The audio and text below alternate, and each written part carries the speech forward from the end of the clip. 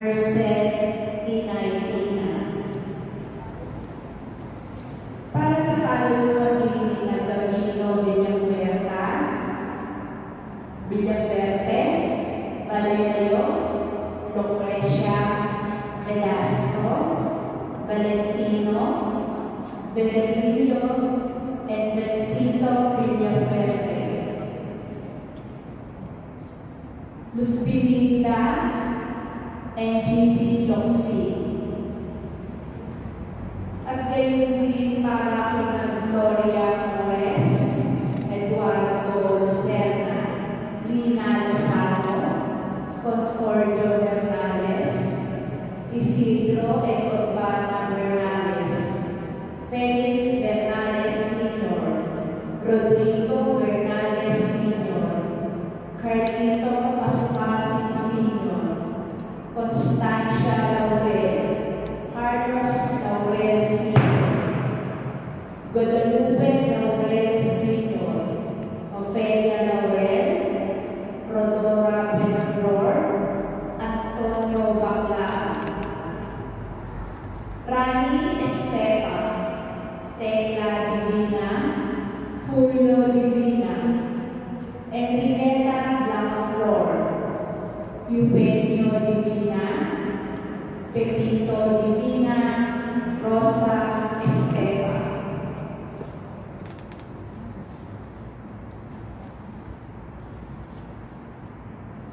At isang pasasalamat ni Raquel Ulet and family. Pasasalamat para sa kaarawan ni Julie Lovero, Anne Frances Velilla, Danilo Velilla,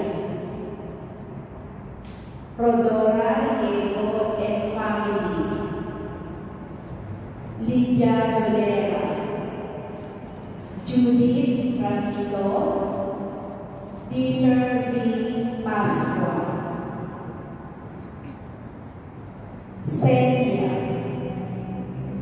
Bienvenido S.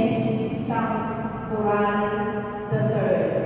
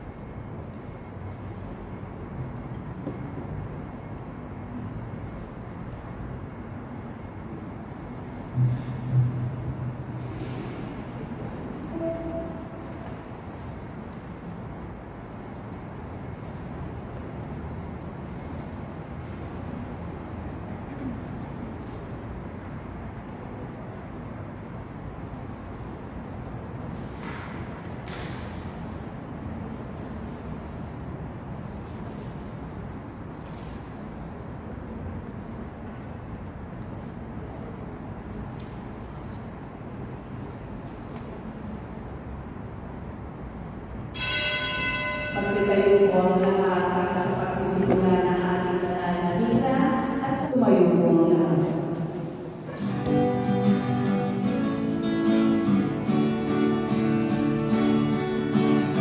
Alleluia.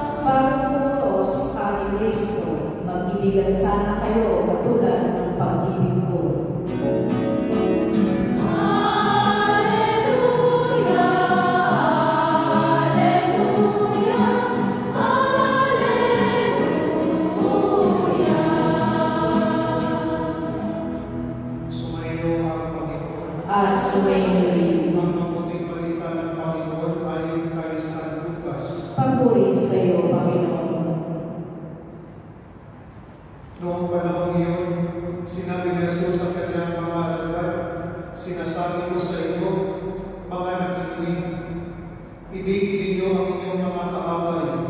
Gawan ninyo ng mabuti ang mga napupuot sa inyo. Pagpalain ninyo ang mga sumusumbang sa inyo. Idalangin ninyo ang mga umapit sa inyo. Kapag sinampal ka sa isang pisngi, iharap mo rin ang kabila. Kapag inaagaw ang inyong malaban, ibigay mo pati ang iyong baro. Bigyan mo ang bawat pangingin sa iyo. At kung may kumuha sa iyong ari-arian, ay huwag mo nang pawiin pa ang mga iyon.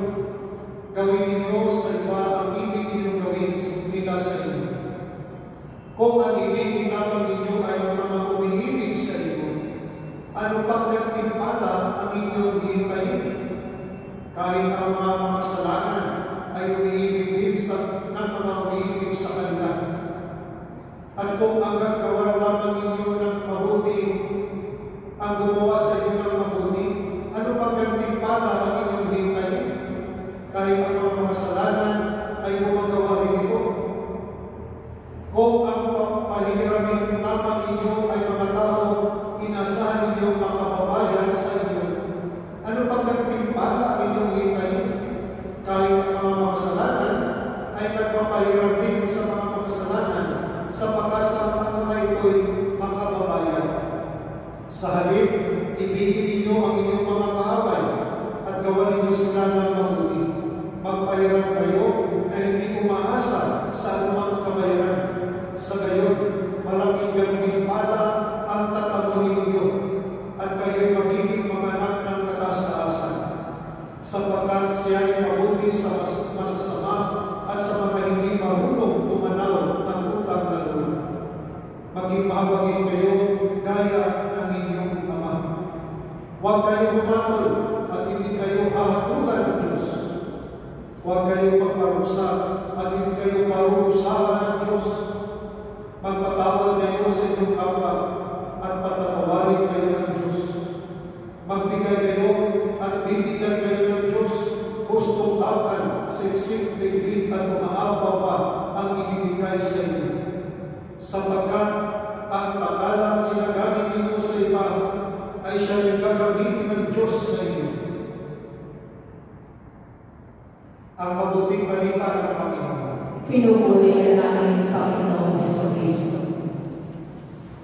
So, may kasama po tayo ng mga nag-privilege. Kasi dito tayo mga nag-privilege. So, balik ko sila sa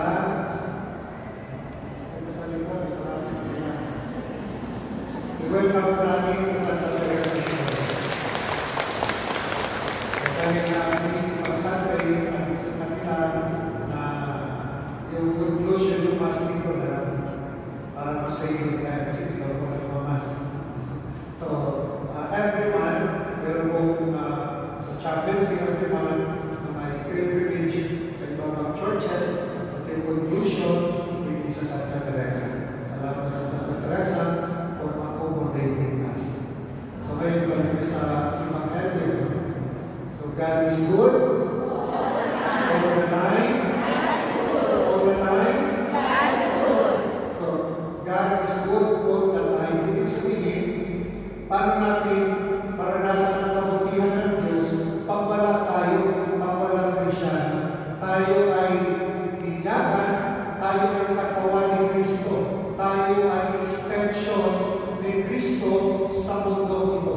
So makikita ang kabutihan ng Diyos kung tayo ay mabuti. Dahil tayo ay katawan, extension ng Diyos. So maramdaman ng ating kapwa ang kabutihan ng Diyos kung tayo ay mabuti. Kaya sabi nga dito sa Evangelio, ibigin ninyo ang inyong mga kaaway. Gawan ninyo ng mabuti ang namubuot sa inyo. Pagpalain ninyo ang mga sumusumpa sa inyo. Idalangin ninyo ang mga umahapit sa inyo. Kaya ba pilihin ang kaaway? Kaya ba? Pero ito ay batas ni Lord. Utos ni Lord. Commandment. Hindi sinabi ni Lord, well, optional, mahanap na Lord. Pero sabi ni Lord, batas. Sabi niya, commandment. Utos ko. Ibigin ninyo ang inyong kaaway. Ibig sabihin, pag inibig natin yung kaaway, kung gumawa tayo ng kabutihan. Tao tayo, kasama tayo, pero pag nakafocus ka sa emosyon mo, sa feeling mo, talagang mahirap magpatawad. Pero pag inisip natin ang pananampalataya ay makapangyarihan, kaya natin patawarin ang mga tao ng mahirap sa atin. Kasi yung punto that's why, diba, sabi ng Panginoon, pag sumunod tayo sa Kanya, ano yung unang kondisyon? Limutin ang sarili. Limutin mo. So, pag limutin mo yung sarili mo, kaya mong sundin ang utos ni Lord. Sabi ni Lord, ibigin mo ang kaaway mo. And biliban mo yung sarili mo, sumunod ka kay Lord. Ibigin ang patawad sa kaaway. Pero pag hindi mo biliban ang sarili mo, talagang mahirap magpatawad. So, kung nagpatawad tayo, ito gumagawa tayo ng kabutihan. Hindi ba, mabuti sa loob ng simbahan, pag sa labas na, iwan ko lang. So, wala ng kabutihan. Ang kabutihan, pagpapatawad, sabi nga, idalangin ninyo ang mga umuusik, yung nagpansin sa inyo, ipag-pray nyo, yung mga amo nyo, nag-persecute. So, sabi nga, ito yung halo sa atin, na magpapatawad ay paggawa ng kabutihan. Bakit gawa ng kabutihan? Dahil kabutihan sa sarili mo at sa kapwa mo. Maski nasaktan ka, pero nagpatawad ka, mabuti yan sa iyo. Dahil hindi ka nahaylan. Kaya po, nahanino pa lang sa kaaway mo, high blood ka na. At kayo nagpatawad ka, maski katabi mo siya, okay ka na. Wala nang galing sa puso.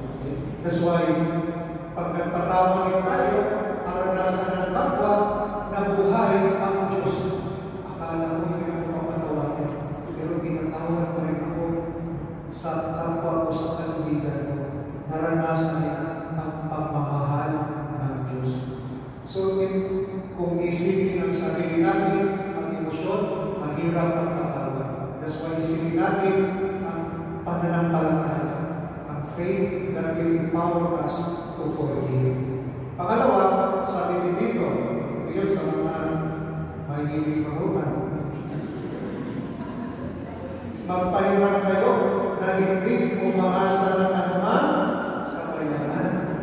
Kabayaran, diba? Sabi dito na magpahiram, kahit sabihin ng mga tao na kailangan, tulungan mo, hamunin mo siya. Ibig sabihin, sabihin ko si Pagyan ko, wait na tayo. Hindi yun, pinabuso ko na yun, ipaulihan ng kaibigan mo, pinabuso na. Ang punto dito, pag may nakakailangan, tulungan natin para maahon siya. Pag naahon ka na, sana magpasalamat ka. Pero ibalik mo yung itira mo. Ibig sabihin na, sabi ni Lord, maski ito may interest, maski wala kang interest, ibalik mo yung itira mo. Maski wala kang interest, si Lord na ang magbibigay sa iyo. Ano yung diba? Siksik, liglig, at umaapaw ka. Yung 10% ko na yun, pag si Lord ang magbigay sa iyo, sobra ang pagpapatag ay bigay ni Lord sa iyo. Yun ang punto dito na, tulungan para maahon, mapabangon, hindi magsipa. Hindi na, lalo pang dinidiin. May problema na na. Dinidiin pa, pero sometimes, tayo din ang magawa ng problema natin. Parang inumutan, yung kapitbahay may bagong tiniman, sige, mag-alala, mamumutan ako. Yung kapitbahay may bagong puto, sige, mamumutan ako. Sa tingin, yung simple life, huwag mong ikumpara. Ang buhay namin Kristiyano ay hindi nakapasok sa material na bagay. Huwag yung sabihin, sana ko ba? Kung kapitbahay natin na may gawin, o ganun po. Huwag yung mahigit. So dahil nasa ingit, ikumpara ang buhay, na hindi tayo gusto natin para tinakpan natin yung kulang, yung insecurity sabihin sa material na bagay. Huwag kang ma-insecure. Mahal ka ni Lord. Sometimes sa iba, para lang mahalin yung nabigay ng material. Si Lord mismo, minahal tayo. Ito yung rason na bumaba siya para yakapin, mahalin tayo, iligtas tayo. That's why ang punto naman dito, hindi naman ibig sabihin na ako'y mahirap na para invest natin Lord dito ako magbayad. Mali yun. Kung naghirap ka, mag-responsable ka rin, may haran mo. Tinulungan ka na, di ba? May haran mo. Kaya mo, yun ang ibig sabihin mo na huwag natin ito i-interpret literally. Ang punto dito, pag nahamo ka na, nakabangon ka na, ay magpasalamat ka. Pero kung hindi naman siya talagang wala-wala, at least ay biglang balik na yung kapitan na hirap. Huwag ka na magkaroon sa interest ni Lord na ang magbigay ng pagpapala sa iyo. Amen? At lastly, sinabi dito, huwag kang pumatol at hindi ka katulad ng Diyos. Huwag kang magparusa at hindi ka paparusahan ng Diyos. Do not condemn, do not judge. Kasi pag kinukundem yung tao, ibig sabihin, wala ka ng pag-asa na mabago. That's why you condemn, you judge. Pero ang duty natin bilang Kristyano is to correct. Pag kinukorek mo yung tao, ibig sabihin, mahal mo yung tao. That's why may correction. Di ba? Pag yung anak nyo ay nagkakamali, inayaan, di ba? Kinukorek dahil mahal mo. At alam mo, meron siyang capacity na mag-improve, na mag-grow. So, pero ayaw ni Lord, na-judge mo. Kung ikaw susuko ka na, i-give up ka na, pero kay Lord, walang imposible. Hindi siya i-give up ni Lord. Or ikaw, give up ka na. Wala ka ng kapasa. But the Lord will never give up with us. Amen? So, what was it? Tulungan mo siya na mabago. Pero sometimes, in our community, sometimes may mga tao na parang kinupos na i-give up na natin. Maybe, just think, isipin mo, sino ba yung tao na parang i-give up ko? Parang sinusubukan ko. Diba ba kayo in the family, sa community, may pinapakailaman, or maybe sa trabaho, kasama sa trabaho, sila yung mga tao na parang hinigit up. Sabihin mo sa katabi mo, huwag mo siyang higit up. So, diba? Si Lord na hindi higit up sa akin. Dahil wala, pinusilipin na Lord. So, yung punto dito, kung nag-judge, kung nag-condemn, ang punto dito, dapat umasa ka na mabago, ma-improve yung tao. Because for the Lord, nothing is impossible. Mabago yun. Ay, important. Ang ano, yung karamdaman ko, ganito na sa akin ang doktor. Huwag kang higit up. Walang imposible ka. Paano bukas? Tatawa kayo ba? Huwag kang higit up. Tutulungan ka. Amen? That's why yung pinaka-summary ng ating pagbasa ito sa second reading. Diba? Pag napakinggan natin yung unang pagbasa, diba? Nagpatawag kasi natin kung si Saul, galing kay David, at nagpatawag na si Saul ng 3,000 sundalo para hanapin ang si David. Pero may opportunity, pumasok si David sa kuweba at natulog si Saul. That's why sabi namin, Abishai, papatayin ko na to. Pero sabi na David, may opportunity na si David na gagantihan, pero hindi ginantihan ni David. But sometimes, sabi nga ng Panginoon, vengeance is mine, hindi sa atin. Ang duty ng isang Kristyano, ang patawad, ang mahal.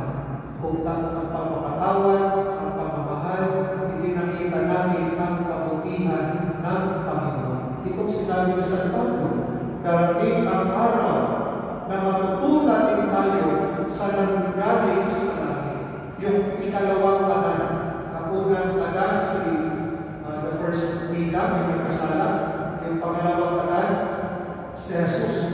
galing sa langit na matutunan din tayo kung gumawa tayo ng kabutihan. Tulad ni Jesus, gumawa ng kabutihan, maski sa krus, nagpatawad. Yung mga tao pinagaling, ginawa ng kabutihan. Pag gumawa tayo ng kabutihan, nakikita ang Diyos sa buhay natin.